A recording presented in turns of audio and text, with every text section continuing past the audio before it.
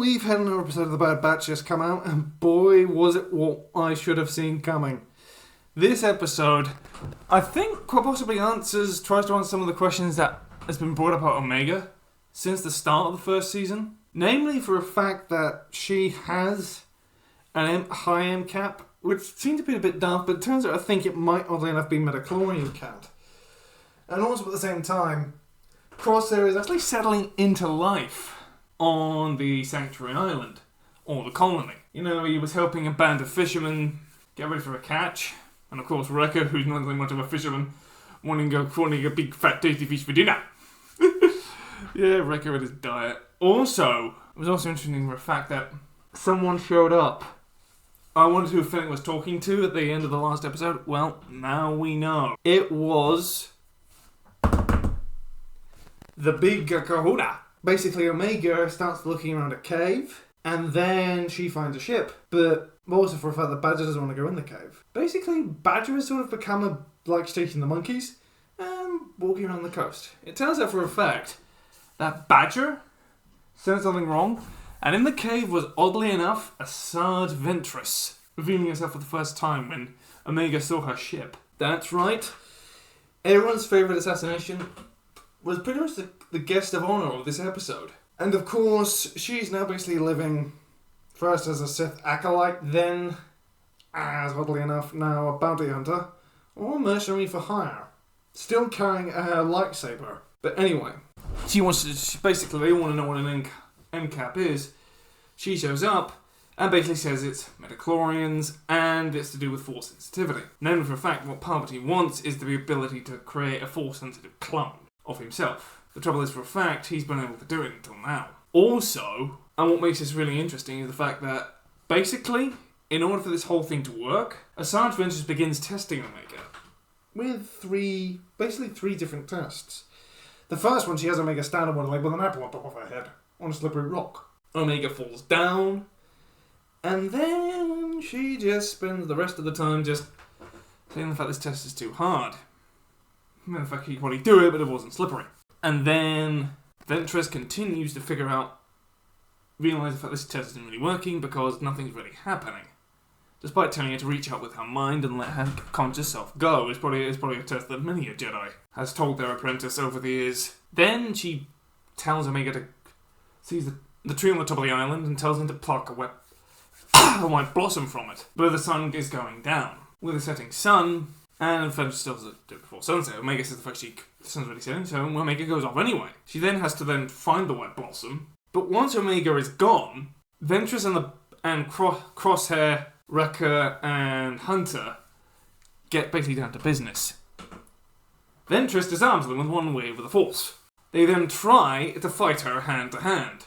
But Ventress proves I think pretty much as badass as we always remembered, and even more so than we imagined. She's fast enough to outpace Wrecker. She's flexible enough to outmaneuver Hunter. And surprisingly, what surprised me is the fact that Crosshair actually was very good in hand-to-hand combat. Could possibly being the closest match, I would say, throughout the entire fight sequence.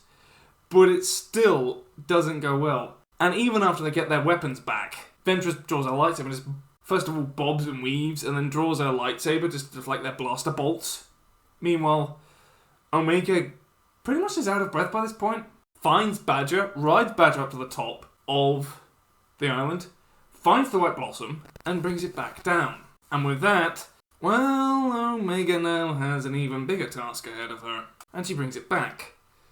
But it never really brought much about it at all. After all, Omega actually kind of likes Ventress. I'm thinking it's the fact she kind of reminds Ventress kind of reminds Omega of Crosshair, and Omega really likes that about Crosshair, the fact he's gruff and everything else, and she's trying to win him over. And surprisingly also about everything else as well, is the fact they try and do the third test, basically a Force sensitive has an affinity for nature. And we know for a fact that Omega was able to win Badger over, but only giving Badger food. And most animals would be respond well to anyone who gave them food and everything else. But also, she tries doing other techniques. And what was surprising me is the fact they tried doing it, and Omega can't necessarily do it, but it doesn't mean the fact she does. So Ventress demonstrates how it's done. First summoning a La basically the same school of fish that we've seen before in previous episodes, and then all of a sudden a large squid thing. And he goes like, Omega says, did you summon that on purpose? No, I didn't. But before that, the Bad Batch are watching, and Ventress knows they're watching and looks right at them. Looks right at them. And then of course they get chased by this giant squid, which most likely might have been eating the smaller fish, sees the boat, flips the boat out, they try and get back to shore. Ventress and Omega are flung out the boat as it capsizes. The creature squid, or the underwater mollusk, grabs Ventress with a tentacle, and is about to put it down its mouth, or beak, when she's able to basically effectively quell the creature, put her back down, and all at the same time, meanwhile the Bad Batch try and stop the creature in their assault shuttle by shooting it without much success. That seems to be a problem with blasters. Apparently, for a fact, some materials can be blown apart by blaster fire, like stormtrooper armor. Yet, a creature with certain cases of a thick, like animal carapace can be completely immune to blaster fire, especially heavy caliber weapons, especially high caliber laser cannons, depending on starfighters and similar craft. So that's quite good as well. Arguably the best aspect of the whole episode, apart from the fact Ventress showing up, was the fact the issue's still up in the air. We know for a fact initially that Omega can support a high M count, or she may even have a relatively high M count. Is she force sensitive? That's up in the air too. Ventress says she might be, maybe not. But then of course that would mean removing her from the environment she's known, and if she was force sensitive it would mean in fact she required training. The other aspect of this episode that I found particularly entertaining was oddly enough for a fact that, yes, Wrecker, Crosshair, and Hunter went into full-on dad mode again. Ventress knows that, and pretty much says the fact you can't keep this up forever, and after all, Omega is growing up. She's becoming more a bit like a teenager, and at the same time, if Ventress was to take her for training, it would mean removing her from the only environment she's ever known. And yes, of course, she has discipline, and with that, gives them a piece of advice.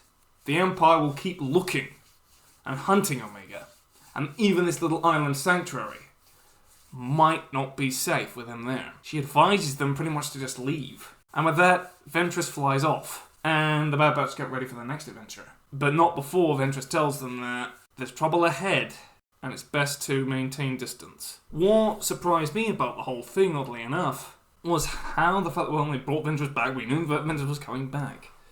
But the fact that basically she's on her own side, and pretty much is now just saying for a fact that it's going to become hard for a lot of people in the Empire, especially Force sensitives, as we know for a fact that the Empire's not going to stop hunting them, as like the Jedi and Sith used to do. But also now, there's a lot more at stake. And soon enough, no place in the Empire will be safe as it gradually expands its control over much of the galaxy. Bad Batch has always been building up to this idea of what the Empire eventually becomes at the time of the Battle of Yavin. And it's getting there, slowly but surely. And with that, the episode ends. Well, I've been the usual challenges, so please leave a like, comment and subscribe, and I'll catch you on the next one. Cheerio!